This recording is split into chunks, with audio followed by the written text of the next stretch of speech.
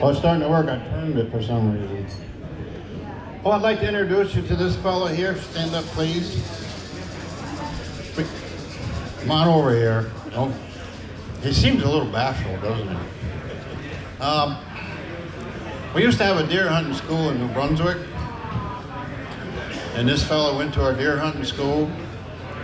You want to tell a story about the tire? You want me to start it off? Go ahead. So, for 2 days go by. Finally, we got some snow. Now we're going to go practice some tracking deer.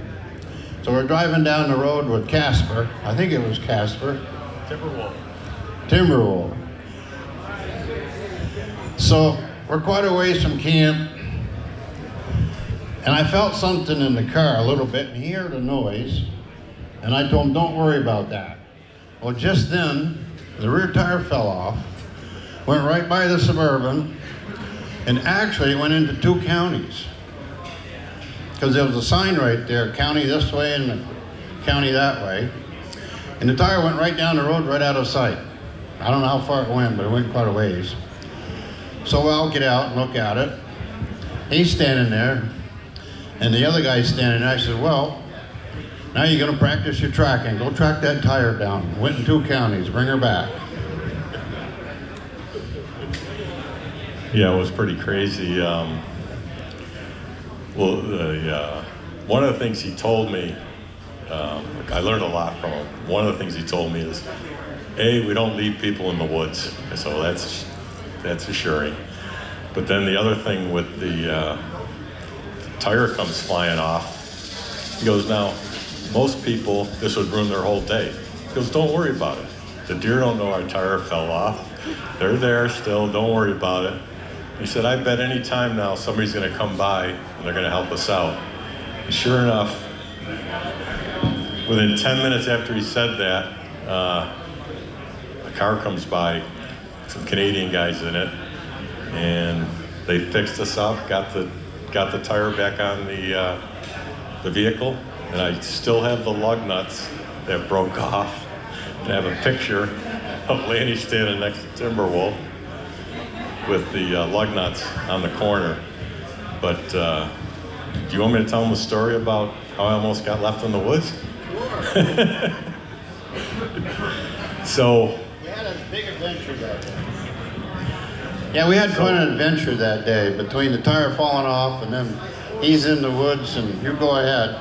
Okay, so we find a big buck track, and Lanny was pretty excited about it. He says, okay, you get on this.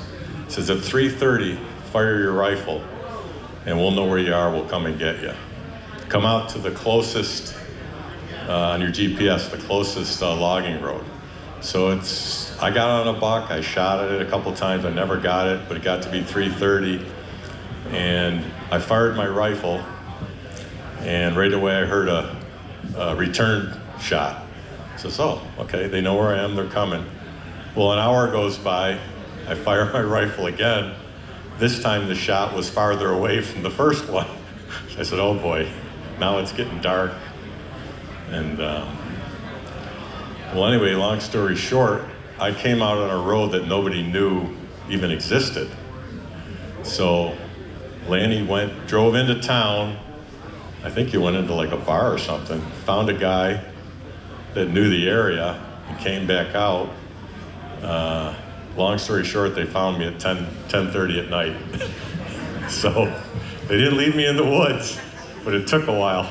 Well, what happened was he came out on a logging road that wasn't that far away from where I dropped him off. But by vehicle, it was like an hour and something. You had to drive way around to come back again. When I finally figured that one out, and I found him right off. But the next year I went up there, and what I did was I made a road from that road where I dropped him off to the road that he was on through the woods of my other four-wheel drive. So I didn't have to do that again. I could drive 15 minutes and get over there. But yeah, I was kind of worried about him. So we go back there the next day, and I said to him as he got out of the Suburban, I said, now where are you gonna be when I come back to pick you up tonight? You know what he did? He walked over in the middle of the logging road and made an X. He said, I'm gonna be right there. But what he didn't tell you is he has a great big trophy room back at home. And he's got these bolts, because it busted all the bolts off. It wasn't because the tire came loose from the nuts not being tight enough, just the bolts broke. And he made a little, right in the middle of his trophy room, he's got lights shining on them bolts. Yeah. But it was a great time. If you've never hunted with him, he's been doing it so long that he doesn't know how good he is at doing what he's doing. And well, Still fits. just real quick, what happened is that you had a problem with your foot that day, okay? Well, first of all, when he drives his truck, he uses 2 feet, one for the brake, one for the gas. And his foot, I think you had gout or something, your foot hurt really bad, and you said to me, well, I can't walk that far, so what I'm gonna do is I'm gonna find a buck track. It might not be as big a buck as I want, but it'll be a fresh track, and I'll get on it and shoot that deer, and it'll be like a 200-pound deer. I said, okay. We get done, I said, well, what happened? So I found a buck track, tracked the deer, shot it. I go, what'd it weigh? 206? I go, you gotta be kidding me. I was just lucky, that's all it was. So. But he's got a lot of great information, so pay attention to this guy.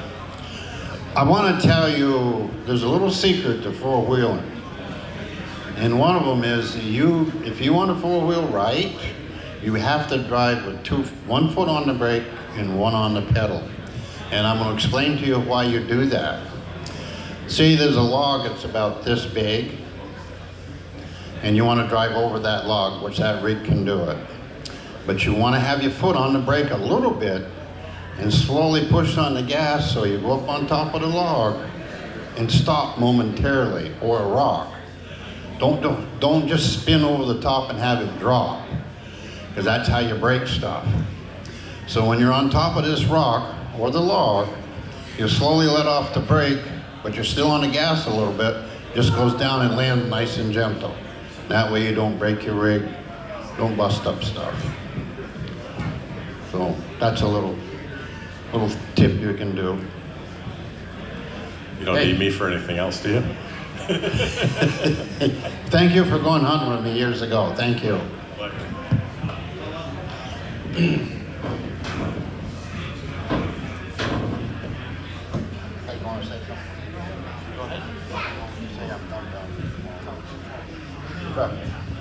Okay.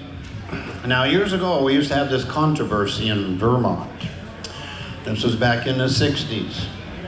And I usually don't talk about this, but I'm going to talk about it a little bit today. Because you're supposed to go slow after you figure, once you're caught up with your buck. Well, back in the 60s, I could run and walk all day and half the night, not even have to worry about it, because I was in such good shape, because I grew up in the woods. I fished every brook for miles, bird hunted every day. But what I did was, years ago, when I jump a buck out, I used to holler it out. Run, because I'm going to. And so I used to go right after them. And I'm going to tell you what, when I was younger, I shot quite a few bucks that way, because I was so fast in the woods, I caught up with them. I actually shot a few bucks walking in front of me, because I'd catch them before they'd stop and wait for me. So I shot quite a few that way. But as I got older, it didn't work so well. I had to slow back down and start being more sneaky. My brother Lane went with me a few times, and he said, why are you going so fast? I said, we're going to catch this guy in the hardwoods before he has a chance to stop and look back for us. So the problem with that was, a few times there was nothing to lean up against, because you needed to, because you're all out of breath, so you needed to lean up against a tree and get a good steady beat on them as they're walking through the woods in front of you. That's a problem. There was old Slewfoot, big buck in Maine there. I found his track 2 or 3 times, and it was finally my turn to shoot a deer, because I was guiding a little bit back then, and I already guided 2 or 3 people, and the season was coming to an end. So I told my dad, I'm gonna go and get old Clubfoot up there, because he had one broken toe. So I kind of ran up in the woods. I found his track, and I'm running on his older track. Well, he was laying down in the hardwoods up on a ridge. I see him stand up and look at me, and my gun was doing this because I was all out of breath. This is way back in the early 80s. I touched her off, and I knew I didn't touch the deer, and the deer took off running. I took off running again. We get up went across the flat. I see he started walking fast. He only ran like from here to the top of the hill, because he's an older one. But I caught him going down a valley like this, and he was on the next ridge going up in the hardwoods to cut. But right there, I just happened to have a nice tree to lean up, probably 300 yards away, maybe 200.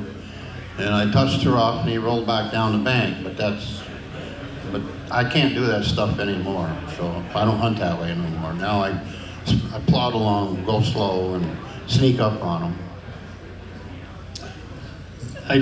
The trick to, I think a lot of people struggle with tracking is knowing when to go slow and when to go fast. You know, we're all guilty of it.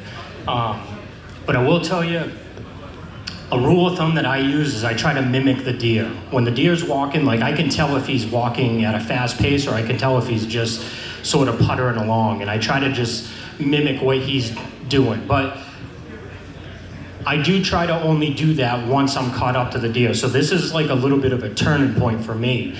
Because I think a lot of people, they get on deer tracks and they just follow deer. And you have to do it enough to eventually get it to click. And one of the big mistakes that I made for a long, long time was, what would happen is I would find a buck track on a logging road somewhere that came through the night, and let's say he crossed through at 2 o'clock in the morning. That buck was out in there somewhere 4 miles away. But what I used to do, I didn't know my pace, and I would spend all day long 4 miles behind him. That doesn't work.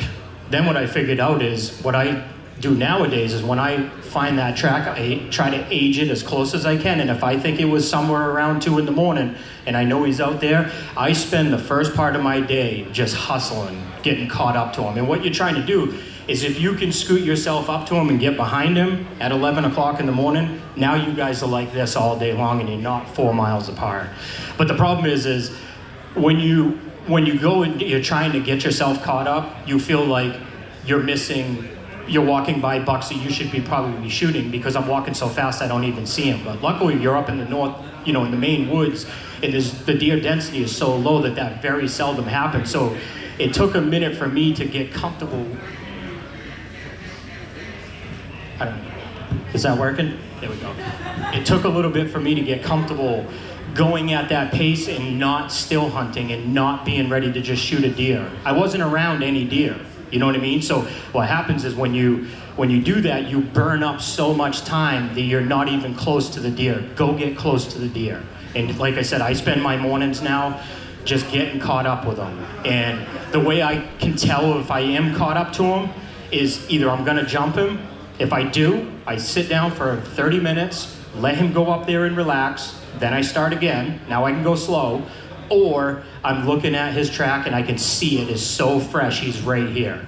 And that's a whole nother thing. Like, now you're getting into aging tracks, and we could probably sit here and spend this whole hour talking about aging tracks, but the truth is, it's really just, it's trial and error. It's a lot of just doing it, and it's a lot of common sense is what it is. It's just common sense. You gotta just know what the weather's doing and what snow does in this weather. And the way I got better at it, I'm still probably not that great at it, but what I did, and I still do it right now to this day, if I get out of my truck, there's a big buck track and I'm going up there, I'm going after him, I'll walk right over there and I'll put a boot print.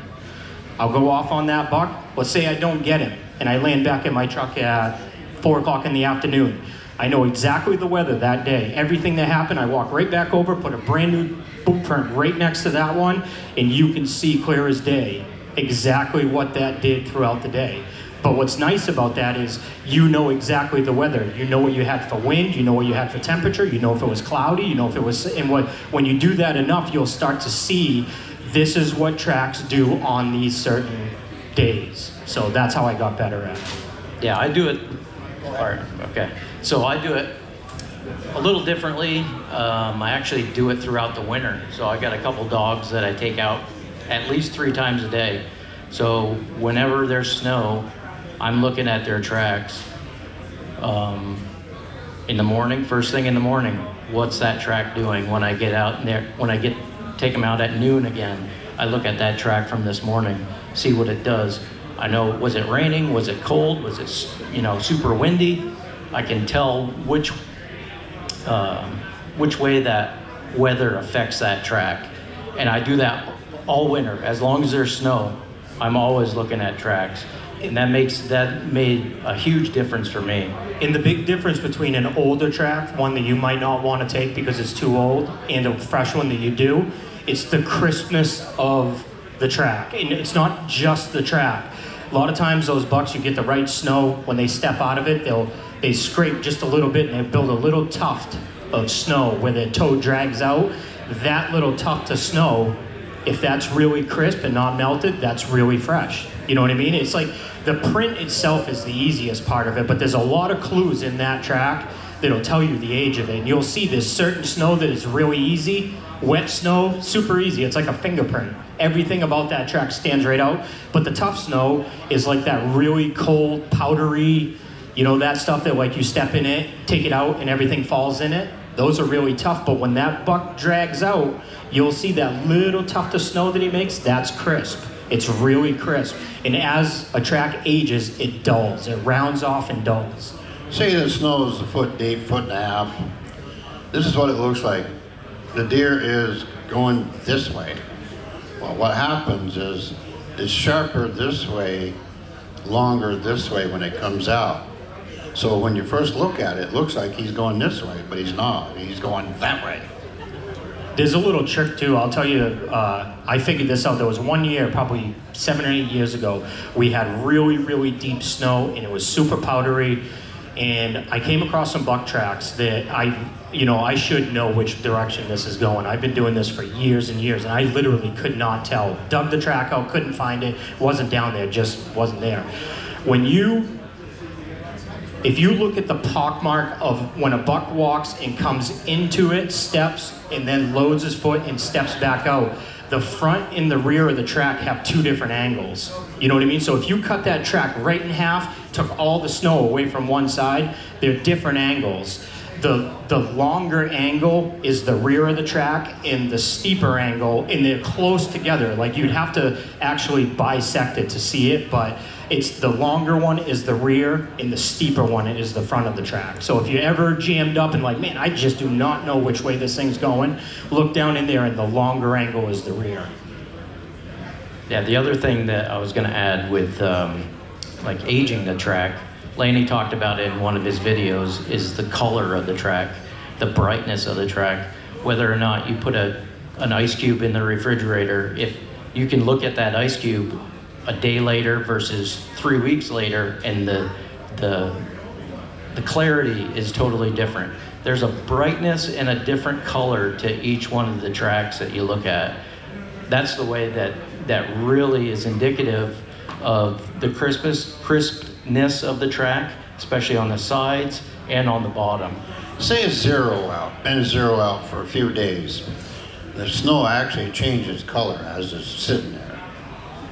So it turns kind of a grayish look compared to underneath and kicking up. Say the track is brand new that morning and the snow is like 4 or 5 days old in zero weather. It turns a little grayish, sort of. And then it's whiter where the brand new track is. It's like an ice cube in a refrigerator, like he says. You know, back when I was a young fella, I was just telling you about early 80s and 60s, I used to have a saying about when I'd find a big buck track, say somebody was with me, and I'd tell him this, the guy that was with me, there's only 2 things gonna save this buck today. That's how confident I used to be on tracking deer. I said, it's either gonna be a big river or dark is gonna be here and I can't hunt him anymore. It's the only way it's gonna save him. But then he still wasn't safe, because if he was a good one, I'd come back and take the track right where I left him off the day before. And every time I did that, I'd catch that deer by noon. as long as he wasn't one of those going from here to New Hampshire. But you had to get caught up, so that's the Yeah, thing that that's Kenny what I- was talking about. Yeah, and I do basically the same thing. I'd rather jump the deer. That's what I was saying earlier. That's why I used to go. But I can't do that anymore. Now it's real slow. I'm pushing 80, so I still got the dog in me though. I try. I crawled up next to him last year, deer season in Maine. I took the steepest part, like me. I shouldn't have done that, but I did. And he's up on top. I crawled all the way up there because I figured I'd find a deer trail going around the bottom of that. There weren't no deer trail. There weren't even a deer track up there. I wasted my time. He calls me on the walkie. Where are you? I'm just underneath you. What? Yeah, I'm in the blue spruces. I'm like, yeah, so am I. Took me a while to get up there, but I was having fun. At least I didn't fall down that day. So, all right, this is a favorite of mine. I like telling this. So now you're tracking a deer in this fluffy snow, and it's cold out, and you can't really tell if you're catching up with a deer or not. I love to tell this right here. I'm dragging it out a little bit. So, all right, so every once in a while, a deer has to go to the bathroom. He's got these little round ball things. You know what those are, the little round balls there? A little pile of them here and one little pile over there. Well, you can kick at that to see if it's still warm or not, or you can grab one and squeeze it a little bit to see if it's still warm in the middle. Then you do this afterwards, see? Okay, we'll get on to something else. Yeah, that actually brings up a point that I make sometimes is, you know, I hunt the Adirondacks a lot, and the difference between a doe track and a good buck track, it's pretty similar. So a lot of the times if I'm cross-cutting a nice hardwood ridge or something and I see what I think is a buck track, and it's got the pellets dropping one right after another, not in a big pile, that is always a buck. Bucks don't stop when they're dropping like that. They dribble too. Yeah, They do. They do the same when they pee. Like a doe, you'll be following her along and she'll stop and the pee spot will be behind her tracks. Bucks, especially during the rut, you'll see drips as they're walking. So if you got like a big doe and you're just not sure, if you see that behind her tracks, it's a doe. So that's one of the reasons that this gland right here on there smells so bad, because during the rut they actually pee on themselves right there. That's why they smell bad. And that's why sometimes the meat tastes like that too, because it's all through their whole body. That's why you can smell it. But I remember when I was a kid working all these grown-ups, I started telling them that, you know, on a good day, if the wind's blowing just right, you can smell a big buck in the woods. And they all laughed at me. They all thought I was a joke or something. Well, guess what? I had the last laugh. Because you can smell them things. And I got a bunch of stories to tell you about that aroma coming to you. So it's kind of nice to know that they're right there. Sometimes they leave such a bad scent it stays that way even though they're gone for an hour or two afterwards. So you can get fooled by that. Anything to add to that one? No, just use your common sense, right? Common sense. If you're chasing a big buck around, he's got a doe with him, and they're going around in circles, you just need to go real slow on that because they're going to come right back by you eventually. If you jump them out, and the doe goes that way, and the buck goes that way by accident, don't chase after the buck. Hide behind something, make sure you got a good backdrop where he can't see you move. But stand right there because he's going to come right back by chasing that doe again. He's not going to leave her. that works. And boy, I've shot a lot of bucks that way. I've taken the safety off and got ready. Pretty soon, here he comes. The other thing you guys, a lot of people I think struggle with, I try to think of the things that like I struggled with, you know. Another one is just cruising through the woods when you're on a buck track with your head up. It is so easy to have a great big giant buck track in front of you and you're just constantly looking at where's he going next over there. That you don't want to do that. There's a knack to it. People talk about it like it's easy and it's not. I spent years getting what I consider, well, as good as I'm going to get at it, walking through the woods with my head up. You have to do that. You have to be able to cruise quietly and do everything you want to do in the woods, but you've got to be scanning all the time. You got to have your head up. And like I said, I recognized that was something that I needed to learn, and it took me 3 years. I mean, I do it now when I walk to a tree stand. Doesn't matter, if I'm in the woods, my head is on a swivel. But what's cool about it is when you get good at it, you can actually pick your pace, you're walking along, and I can be searching around looking like this right here, and just one quick glance down, I will see a bush, a rock, and a log that I need to step over. I can get my head right back up, and you will take all those steps. But you got to get your head up. And they call that the memory. Yeah. Memorizing your 3 steps. And that's one of the biggest parts about tracking a buck. Like, I'm gonna come around a spruce tree as some stuff was falling off over there. And he yanked his head to look over there because that stuff was falling off. Well, I dropped my can of spaghetti. Poof. And I shot the buck. I came back the next day to drag the deer out because I was a long ways into pucker brush. You guys know why they call it pucker brush? Anybody know why? Guess you haven't been slapped in the face with it a few on there. Hit a few rocks. And I'm standing on a little side of the brook there where the deer is up in the woods. And I said, right here yesterday I heard a truck go by. Well, how the hell to be a truck in here? I said, well, look, there goes a truck. It's a railroad tracks in the middle of nowhere. But I was hearing things. So see, I love these adventures. Those are the fun ones. Got to go back and get it the next day. So, I want these guys to talk too, but I got to say one more thing. I had to leave that deer overnight, and I knew I did because there's no way I was going to drag it out too far. How do you store a deer overnight without anything bothering it except for a bear? You drag it in the spruces, cover it up with all kinds of stuff. You can drag everything, but pile it right up, that high over the deer. Don't gut the deer out where the crows or the ravens can see the gut pile. Hide that too. Because when the ravens see that gut pile, they're going to tell everything in the whole wide world there's something over there for dinner. So after you cover everything up, and then you go pee around there a few places, the coyotes will not bother it. A bear will not respect what you did though. But the nice thing about it, if the deer's right over there and the gut pile's over here, guess what the bear does? Instead of going over digging a deer out, he won't do that. He'll play with that gut pile. And he'll eat that whole gut pile, and guess what happens to him halfway through the night? He has a terrible tummy ache. The reason I know that, because I've done this a few times, when you get there, there's stuff splattered all over the place from his insides. Upset his stomach so bad that he couldn't eat the deer if he wanted to. He's still there waiting though when you get back the next day. So that's just a little tip how to store your deer.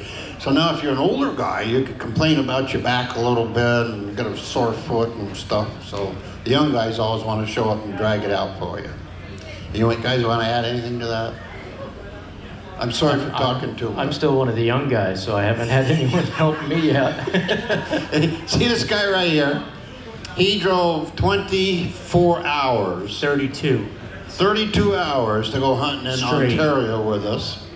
And he no more drives in the yard at 10 o'clock at night, 9 o'clock, somewhere's in there. I was sleeping in bed. Shane comes up to him, wants to know if we go help him drag a deer out. He dragged that deer pretty much uphill on bare ground, and the thing weighed 275 pounds. You must have dragged it for a mile uphill. Felt like 10. 10? Yeah. I don't know how he did that. Bare ground, no snow. If I had known it was that big, I probably wouldn't have done it, but I was just, Shane Benoit asked you to drag a deer, what are you gonna say, right? Luckily I was young and I was like, yeah, okay, I guess. And I had no idea what I was getting into, but man, I'm telling you, that is the hardest drag period I've ever had in my life. Bare ground, 275 dressed, but we got it. And the kid that was with me to help me weighs 130 pounds with the boots on, so I drugged the deer. So, tough one. That was a tough drag. I don't know how you did that. Me neither. I've tried dragging 270-pound bucks myself on bare ground. That's not easy.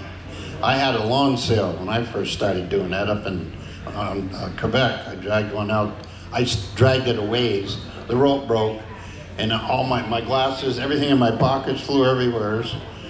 After that, I dragged it over in the brush, covered it up, come back with the boys. I didn't have to drag much after that. A lot of you guys are gonna find out too, you know, like up here, you know, like Lanny, you know, we all know he's probably the best buck tracker, right? And the 200 pounders, we all want a 200 pounder. That's the culture up here. There's a knack, and the guys that do it consistently are good at locating those 200 pounders. You can't get caught up into like, hey, I've hunted up in here for years and I know this ridge. You want to get good at it, you have to be a roamer, and you've got to learn to go check places in a fast, timely manner to be able to go locate that 200 pounder. You're going to find out, do you agree that it's probably harder to locate a buck of that size than it is to actually go and kill him and track him that day? The hardest part is locating a big buck or more than one big buck, so you have more than one spot to go to. Right. That's so difficult today because like Maine, they've cut so much woods off. The big woods are gone. Pretty much they're all gone. Yeah. Same with Vermont. It's over hunted too, a lot of your places. So locating a big 200-pound buck, boy, it's getting harder. Especially around Maine and a couple different areas, those 200 pounders are being pestered all the time. Yeah. You know, people are driving roads at 2, 3 o'clock in the morning. Those deer in the area, bucks, does, fawns, everything knows about that because that shouldn't be happening. So they see that as danger. They stop crossing those roads. Even the 4-class roads, class 4 roads. I mean, it's difficult to find a big old flat footer, as Lanny calls them. But once you do, that's when you start to, narrow in on that area. We should talk about flat footers. Go ahead. Well, as a buck gets older, it's just like some of us people, we get flat-footed. You take a buck that's 6, 7, 8 years old, when he's younger, he steps like this, but as he gets older, his feet are doing this. So when you see a flat-footed buck track, and especially even a 150-pound buck will get flat-footed after a while, it doesn't matter. A 200-pounder, a little quicker maybe. But flat-footed buck is probably 6, 7, 8 years old. It could even be 10. But now he's got the best rack he'll ever have, and he weighs the most that he'll probably ever weigh. So that's why you want to look for a flat-footer. We found them in Ontario, I found them in Quebec, and I found them in Maine, I found them in Vermont, and I found them in New Hampshire. Wherever I've gone, they all get flat-footed as they get older. You guys got anything you want to add to that? Sometimes you'll find younger bucks, 3.5, say a 3.5-year-old buck, great big feet, huge feet. I've seen those ones, but they're young deer. It's just like a puppy. You know, some puppies, he's got giant feet, yeah, they and walk his litter mate has normal feet. Yeah, they walk on their toes. But they're upright, it's not that flattened out, it's like a really uniform. And the other thing too with tracks too, whenever they get beat up, these mountain bucks, they cruise the mountains for 6, 7, 8 years, trust me. He's got one toe longer than the other. He's got a chip off of that one. He's got one toe broke off. It's age. Crooked. Anytime you see anything outside of that uniform perfect, you're into a higher age class. That's a buck you want. Doesn't matter what he weighs. Doesn't matter. Go get it. I got a story to tell you about that. Who's the guy who buys all the guns in Vermont? Your guns. Jeff guy. Oh, yeah. Jeff Hayes. Yeah, Jeff, he wanted me. I took him hunting for a week a few years ago. We're up there in Colburn's Gore, and here's a buck track. We pull into an area, we don't look at it. Boy, Lanny, that's a big track right there. I said, yeah, but it ain't nothing you want. Oh, I want to follow that deer track. I said, you can if you want. I'm not going with you. I'm not wasting my time on that. I didn't say that, but that's what I had in my head. I says, he needs to learn. I've already told him about this, but he's forgot already. But this buck was a young deer, but he had big feet. Gonna be a big buck eventually. So he tracked it for about an hour and a half, 2 hours, and he comes back to the rig. I picked him up. He said, you knew, didn't you? I said, I knew, but I figured you had to learn. Yeah, those deer it's almost like an overgrown teenager. They've got that testosterone running through their veins, and they're bouncing around to every little doe location that they could find. You can see that in their track as they're walking through the woods. They're just acting differently than a big buck would. A big buck will just plod along. He's not really concerned with, you know, jumping all around. It's different. And then every time, the other thing that Lanny taught me once is, as a big buck is plodding along, actually any buck, any track that crosses his track, he'll stick his nose into it. And you can see that in the track. And if it's a good deer, you can see horn marks. I don't care if it's a fox or a coyote track, it doesn't matter. He'll stick his nose right into that. Yeah, they smell every track Yep. when the rut's on. They won't pass up a track without sniffing it. And the other thing too, a young buck with big feet, he walks different than an old buck with those same size feet in its stagger and stride. You've heard us all talk about it, but as a buck gets age, his chest gets wider. So that's that stagger. So that's, you know, this track, it's gonna be up here and the distance between the two. Young bucks he might have big feet, but they're gonna be a lot closer to that center line. As he gets older, they get further apart. And then the stride comes in, that's just his build. This reason I'm 5'11", but the next guy is 6'4", that's your stride. So some bucks are long-bodied. I've shot them that they look like pit bulls. Their necks are giant, big, huge chest, and his back is only this long. He weighs 198 pounds, you know, giant buck. You'd think it weighs 250 when you see it, but he's just short-bodied. The big, heavy ones are actually, if you're going for weight, you just want to get the biggest one, it's the length of stride, because it's just the same way that guy is 6'4" versus he could have the same build as me and I'm only 5'11", he's gonna weigh more, right? Same with these deer. Them big bucks too, their belly goes like this. They're not slender across, them older ones, if that feed is good. Oh, what about when the snowbally type snow, when you step on it, you can hear it packing under your feet? You know, you've walked in that kind of snow, every time you step on it, it's packing, you hear that packing noise. Well, them deer can hear that for 300 yards away, because those little floppy things right there, they're pretty good.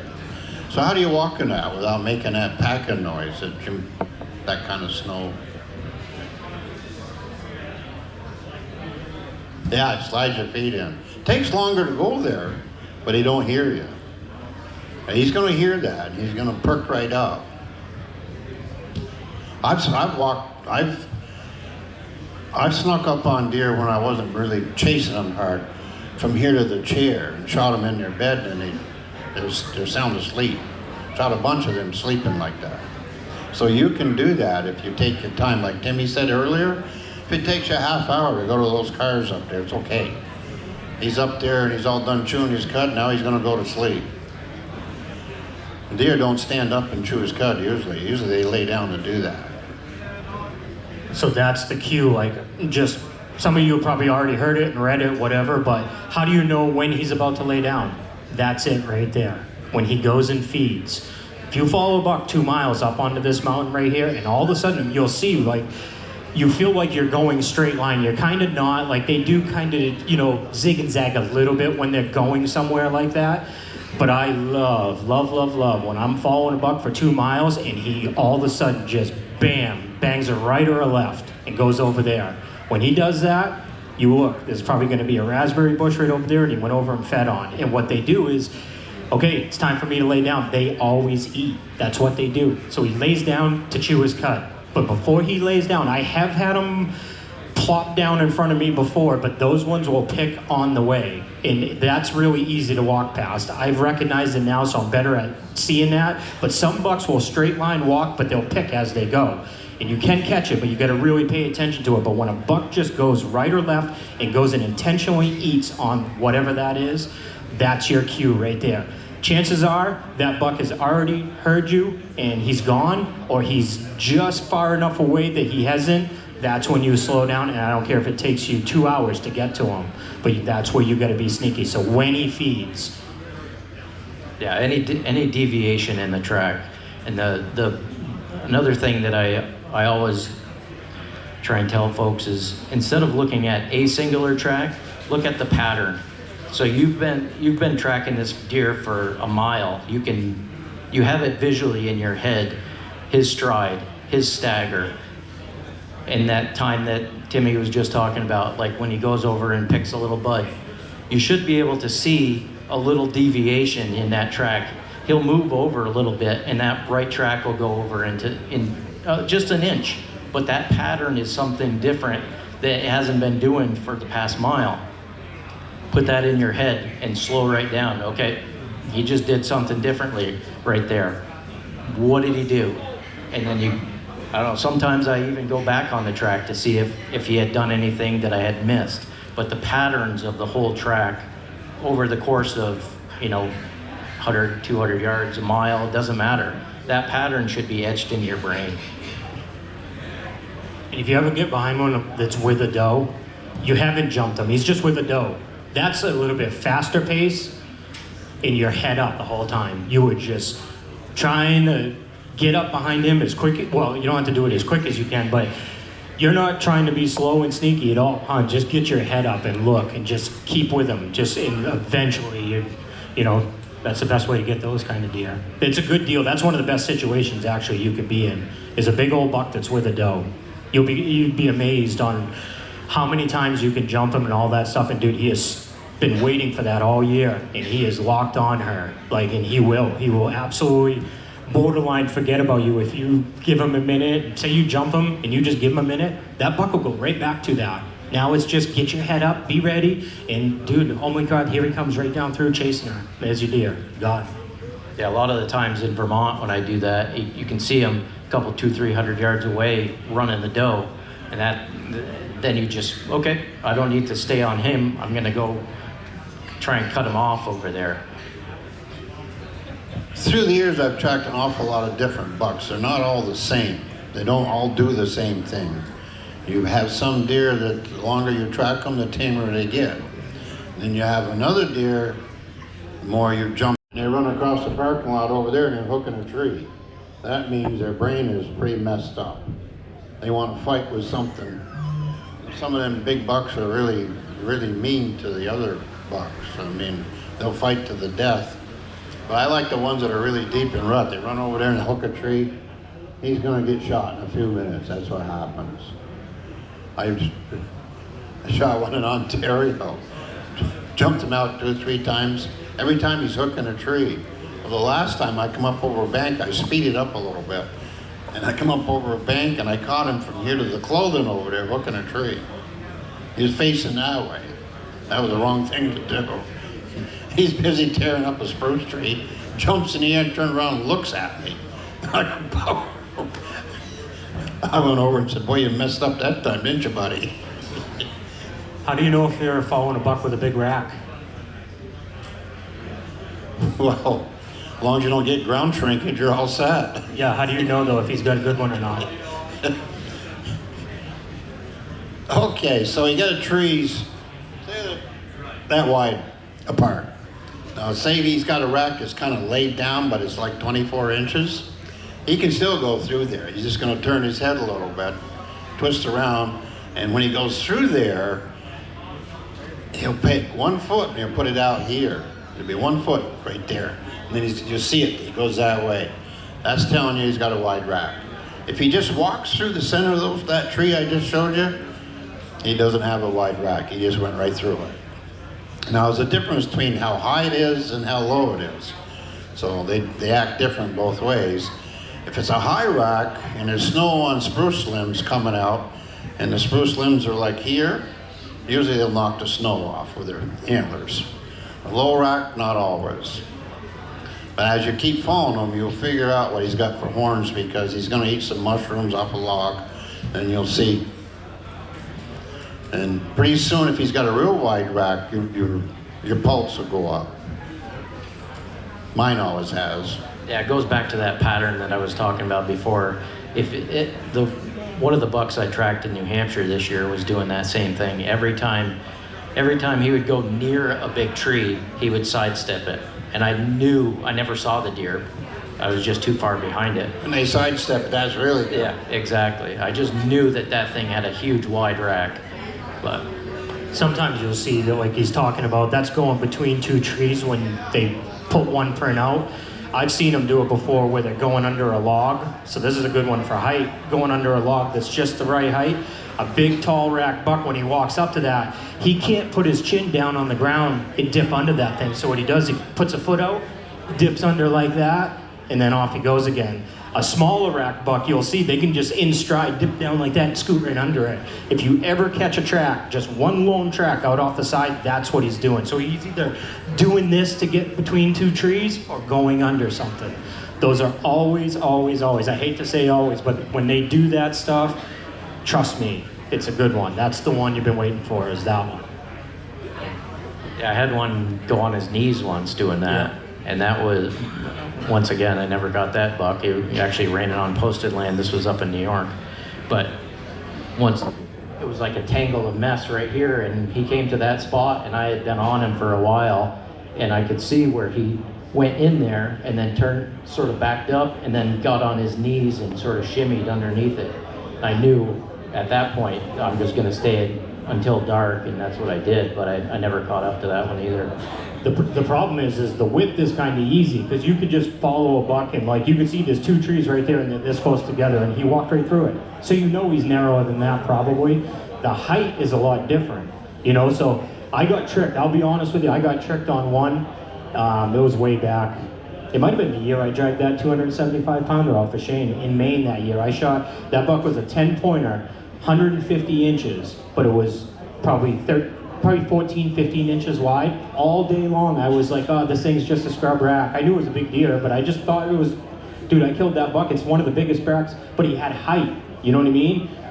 It went up. All his tines were tall. He wasn't wide. And I was like, okay, don't just judge off of width, you know what I mean? It's more than that. So some of those might be the biggest buck ever, and he might walk through stuff this wide. That doesn't mean anything. Like I said, there's height, and watch for that. Yeah, when you see the doe go through all the brush over here and the buck goes around, then he's got something on his head, that's for sure. Or if he jumps over the top of it. Yeah, jumps over the top. I got a little story to tell you too. It was about one day I decided to try a fluffer nutter sandwich. The guys had some peanut butter and that fluffer nutter stuff. So I made a fluffer nutter sandwich. I thought it'd be a good thing to eat. So I'm hiking down this deer trail. It wasn't a moose trail, the deer trail. I look in front of me and I'm really quiet on this trail because I weren't making any noise. I look down there in the trees across the trail like this. I looked and I see his stomach hanging down here, and I could see his antlers up here, but I couldn't see nothing else. I said, if he runs, I'm not going to be able to get a shot at this deer. So I dropped my fluffer nutter right there. I only had a bite or two out of it. It was pretty good, actually. So I said, well, I'm going to put one right through the paunch, and when he comes up in the air, I'm going to let him have it again. Of course, you got a pump gun, you can do that. So I touched one off, he flew up in the air, and he started to run that way. He come up above the tree to run, fired another shot, and down he went. Nice 10-pointer. So I go get my brother. I hit him that day because I was a long ways away from the rig. Come back the next day, and I was telling him where I shot at the deer. He was underneath, right behind that big old blowdown. And I said, right here I dropped my fluffer nutter, but I don't see it anyplace. I said, well, something must have got it. So we made a shortcut and we dragged the deer out, going up through the woods there. We stopped to take a break, and my fluffer nutter was up in a tree right here. A squirrel or a bird found it and put it right there. I said, Lane said, you gonna take a bite of that? I said, no, not now, it's all over. No fluffer nutter. So I named that deer hunt the fluffer nutter buck. We're getting close on time. Does anybody have any questions, like specific stuff you want to talk about?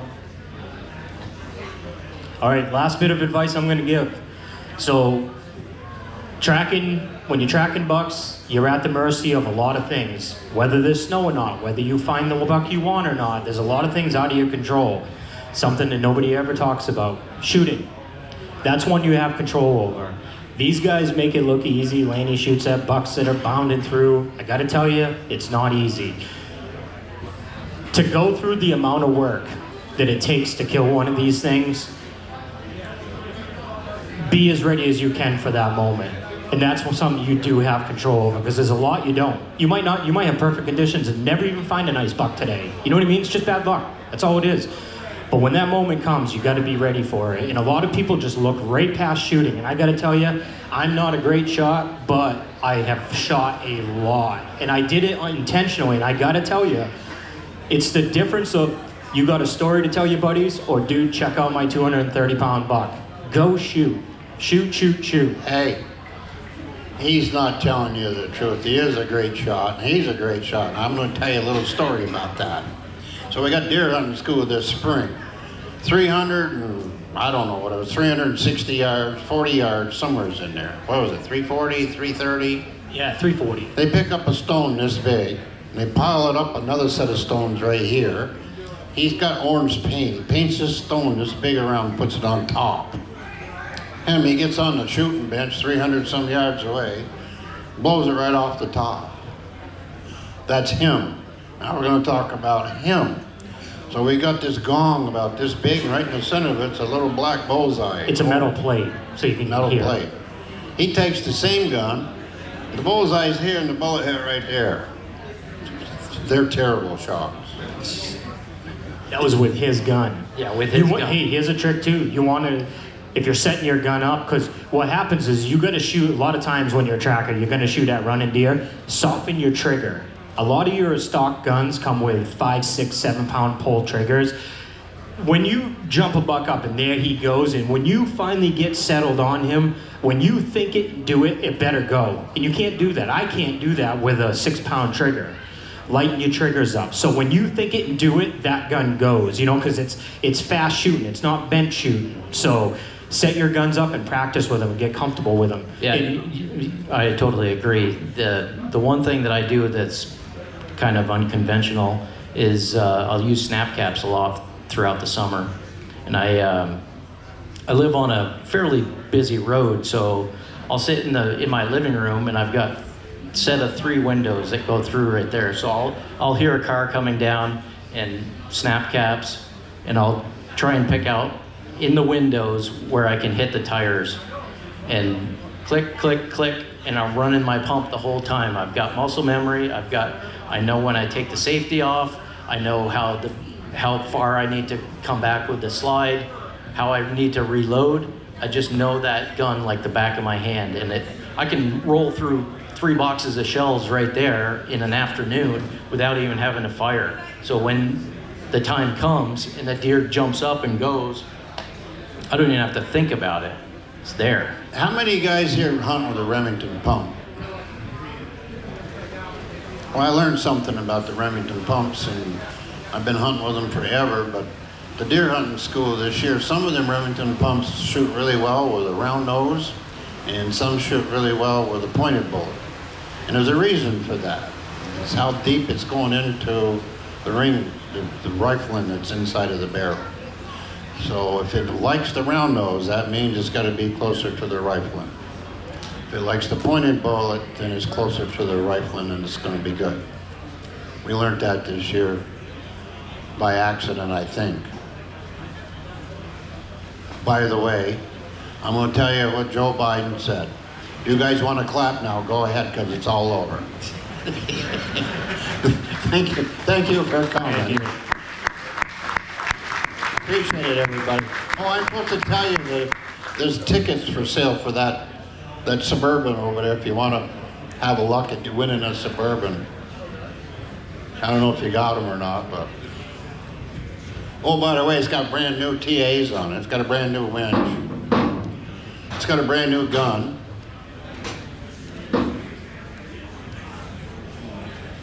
Can I go now, fellas?